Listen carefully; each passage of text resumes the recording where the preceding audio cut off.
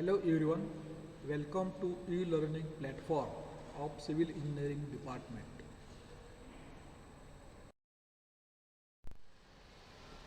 Myself Mr. A.B. Sonalkar. I will teach you a new subject, that is elective 2, building services. The course code of this subject is 22604. तर या 6th सेमिस्टरला आपण एक नवीन subject study करणार आहोत. तो elective 2 असेल. त्याचं नाव आहे बिल्डिंग सर्व्हिसेस. त्याचा कोर्स कोड आहे 22604. तर या सब्जेक्टमध्ये युनिट नंबर 1 आपण आज स्टडी करणार. That is overview of building services. याचं कोर्स आउटकम आहे identify the building services for the requisite functional requirements. तर आपल्याला ज्या फंक्शनल रिक्वायरमेंट्स हव्या आहेत त्यासाठी कोणती बिल्डिंग सर्व्हिसेस इम्प्लिमेंट करायला लागेल याचं ज्ञान, याचं नॉलेज आपल्याला या फर्स्ट चॅप्टरमध्ये किंवा युनिट नंबर 1मध्ये मिळेल.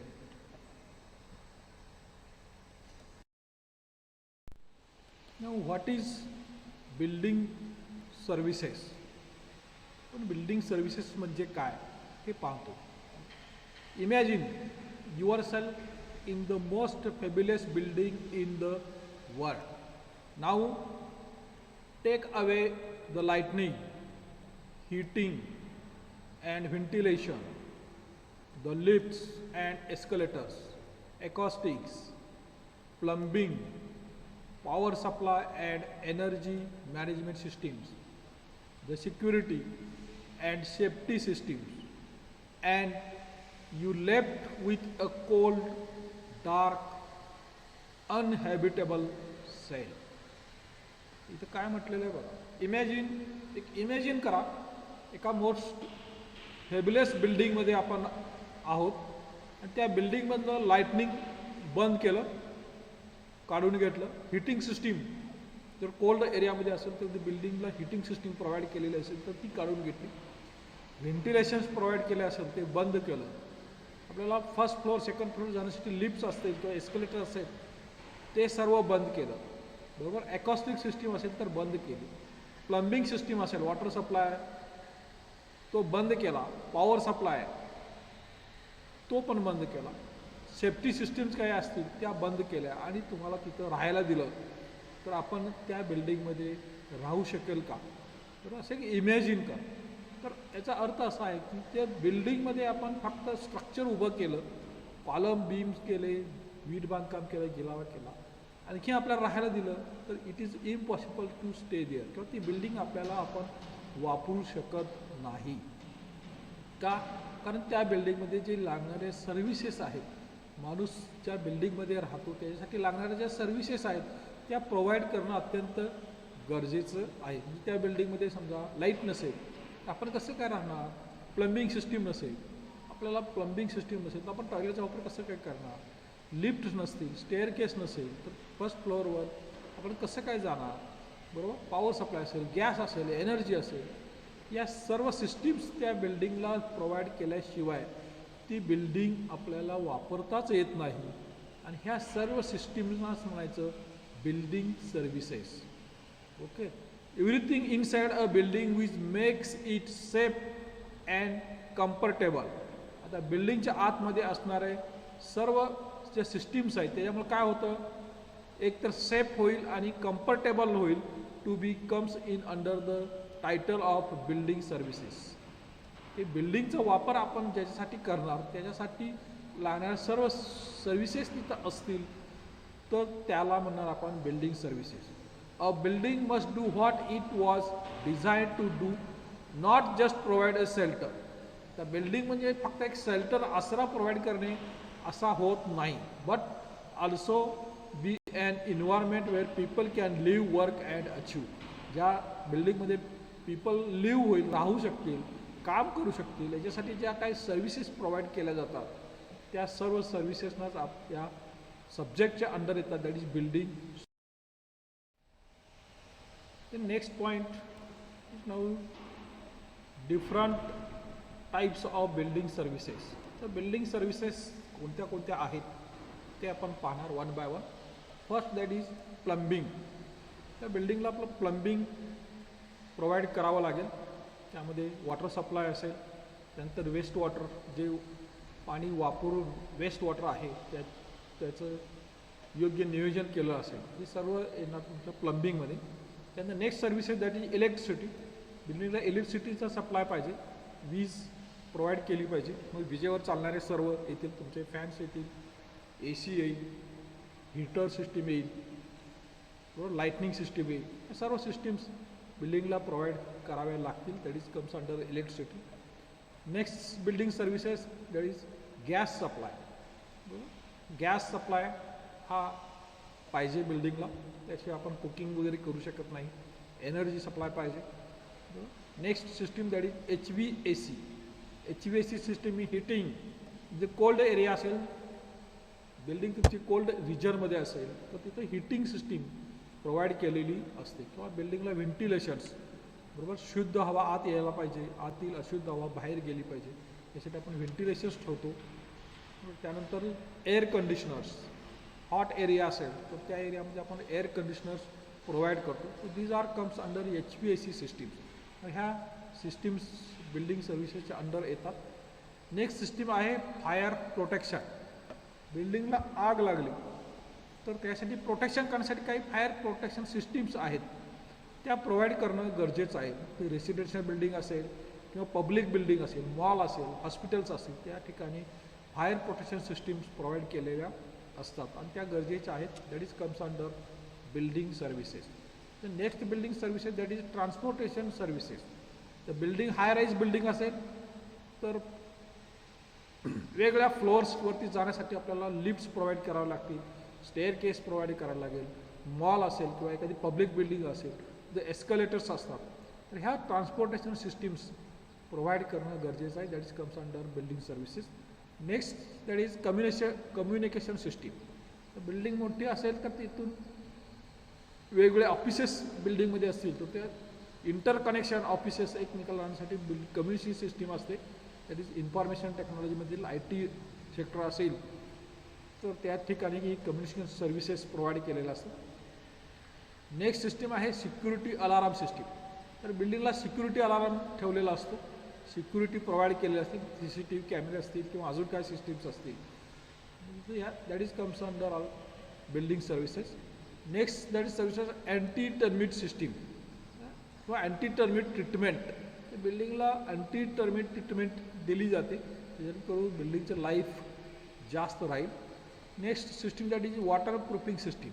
तर टेरेस स्लॅब असेल किंवा साईड वॉल्स असतील तिथून पाणी पावसाळ्यामध्ये आत येणार नाही, याच्यासाठी वॉटर प्रूफिंग ट्रीटमेंट केली जाते. तर these are the different systems किंवा different services provided in a building. Then next point, classification of building services. तर बिल्डिंग सर्व्हिसेसचं क्लासिफिकेशन हे मेनली 4 सेक्शनमध्ये बिल्डिंगचं क्लासिफिकेशन केलं जातं.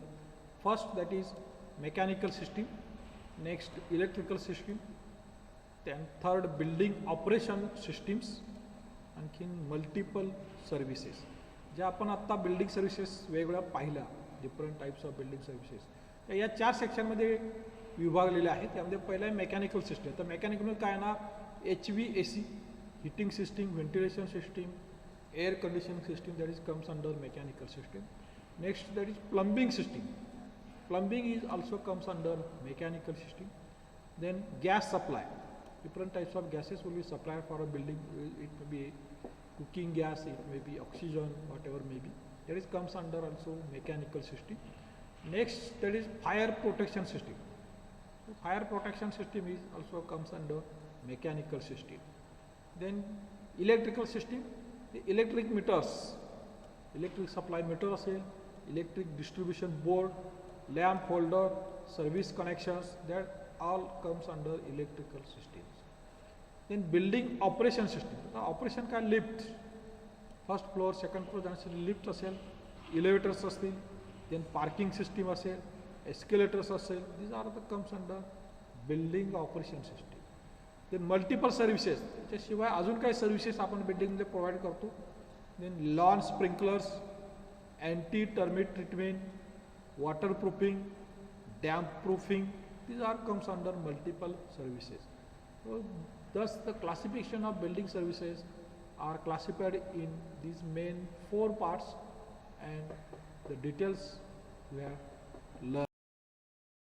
Then classification of buildings as per National Building Code. The National Building Codeच्या नियमानुसार बिल्डिंगचं क्लासिफिकेशन्स कुठल्या कुठल्या टाईपच्या बिल्डिंग्स आहे according to national building code of India part 3/2005 different classification of buildings on the basis of occupancy R.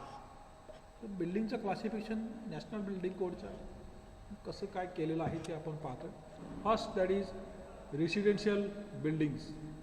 पहिलं residential building, second educational buildings, then industrial buildings, then assembly buildings, next आहे business buildings, next आहे mercantile buildings, next आहे industrial buildings, नंतर storage buildings, and last hazardous building. So the classification of buildings are done like this. We will see in detail. In residential buildings, these include buildings in which sleeping accommodation is provided for normal residential purpose with or without cooking or dining or both facilities except any building classified under category C. तर ज्या बिल्डिंगमध्ये slipping accommodation provide केलेलं असतं की जी normal residential पर्पजसाठी वापरली जाते, त्याच्यामध्ये cooking आणि डायनिंग फॅसिलिटी असेल किंवा नसेल अशा टाईपच्या बिल्डिंगला आपण रेसिडेन्शियल बिल्डिंग म्हणतात. Group A residential building. हे रेसिडेन्शियल बिल्डिंगचे अजून सब डिव्हिजन्स आहेत. तर the sub division A1 lodging or rooming houses.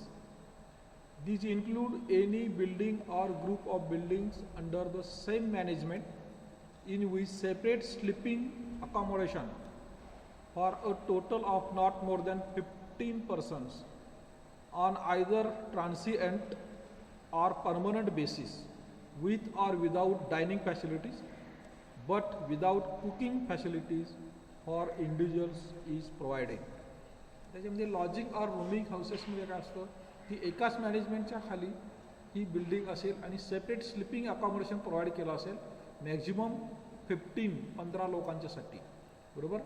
Either transient or permanent basis, कायमस्वरूपी राहत असतील किंवा काही काळापुरतं राहत असतील, बरोबर. विथ ऑर विदाउट डायनिंग, तर डायनिंग फॅसिलिटी असेल किंवा नसेल, but cooking facilities will be not there. That is comes under lodging or.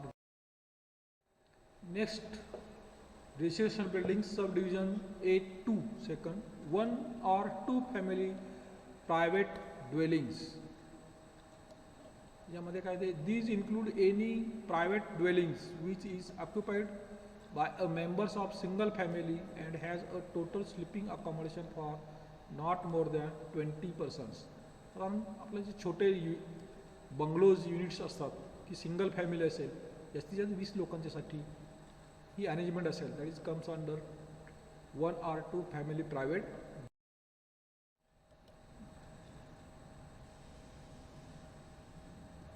Next residential building, that sub division A3 dormitories.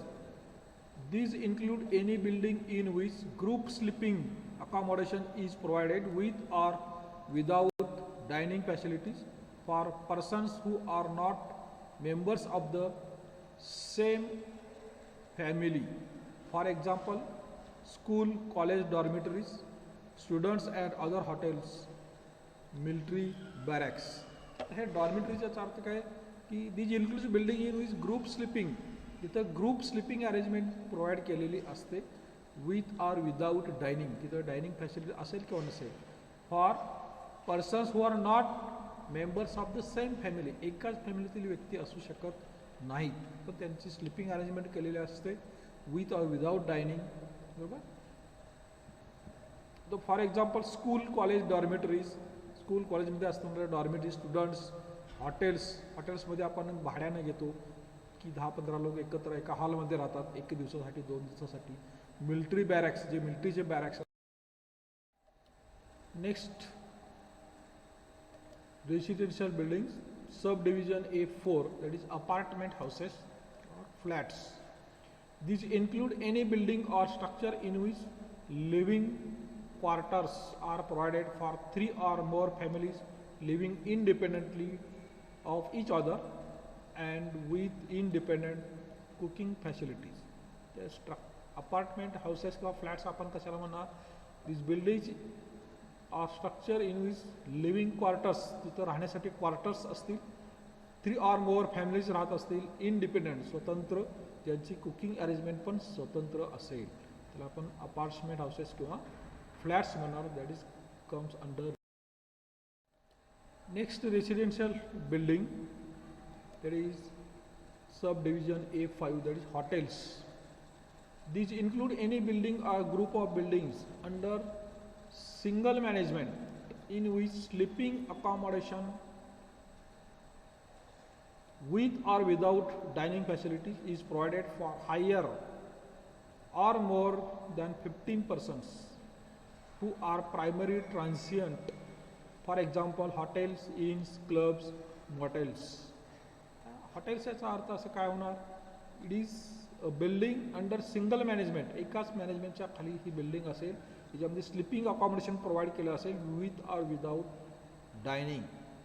Is provided more than 15 persons for primary transient, temporary राहतील तिथं, बरोबर. त्या for example hotels वगैरे, inns, clubs. Next type of building, that is educational building, that is group B, educational building. These include any building used for school, college or daycare purpose for more than 8 hours per week, involving assembly for instruction, education, recreation, and which is not covered by group D. जे group D मध्ये येत नाही, जिथं school, college 8 hours, 8 तासापेक्षा जास्त आपण आठवड्यातून त्याचा वापर करतो, ज्याचा वापर आपण इन्स्ट्रक्शनसाठी, एज्युकेशनसाठी, रिक्रिएशनसाठी करतो. These buildings comes under. The next type of building, that group C, institutional buildings. Any building used for purposes such as medical, health, recovering health after illness, physical or mental diseases, care of infants or aged persons, panel detention, etc.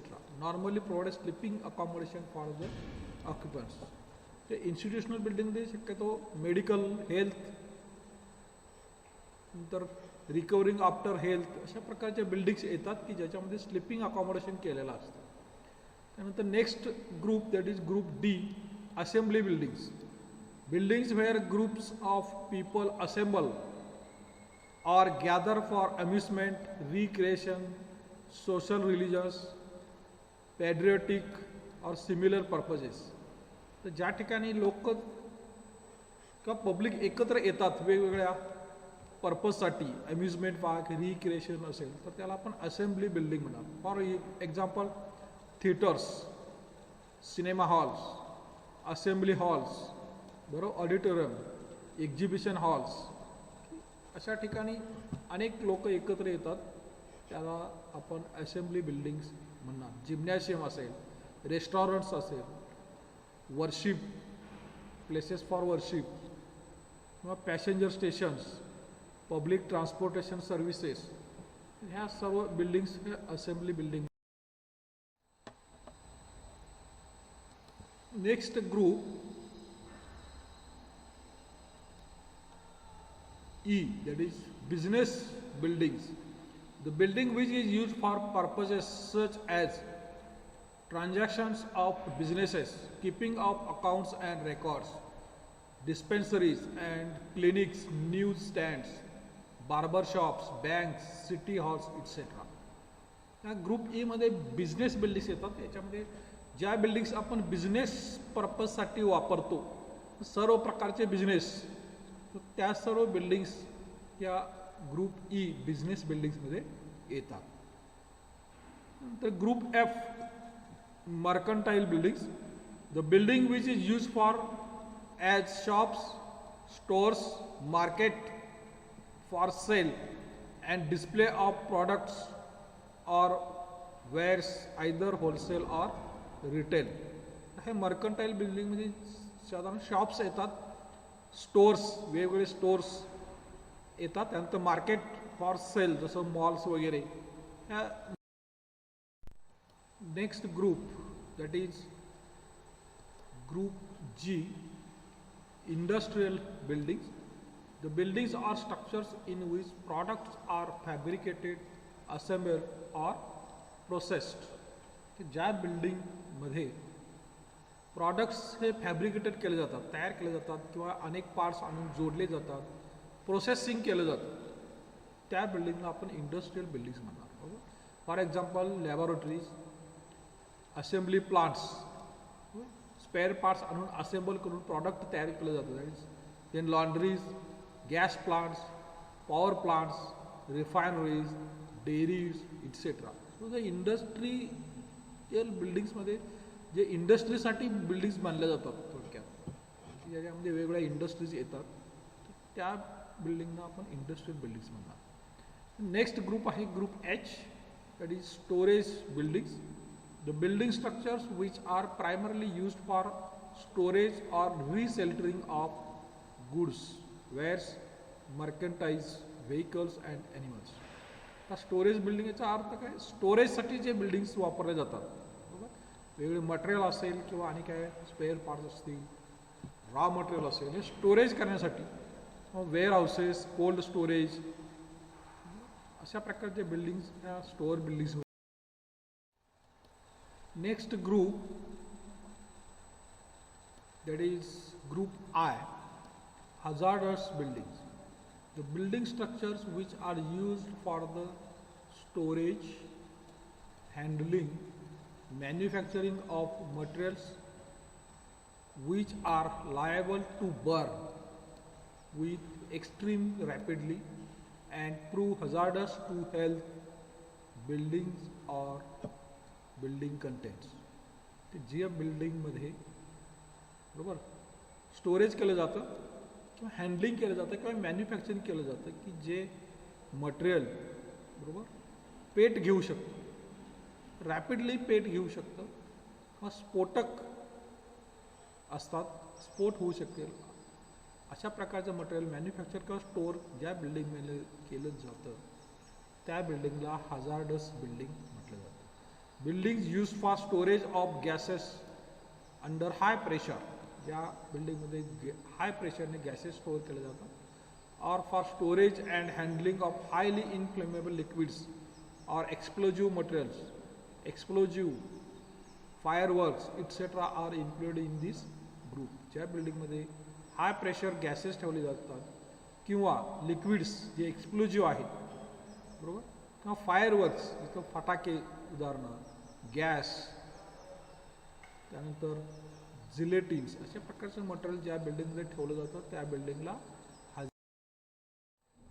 आत्तापर्यंत आपण definition of building services हे पाहिलं, त्यानंतर different types of building services, कोणकोणत्या building services आहेत याचा study केला. आणखीन classification of buildings as per national building code, national building कोडच्या प्रमाणे क्लासिफिकेशन ऑफ बिल्डिंग्स काय आहेत हे पाहिलं. Thank you.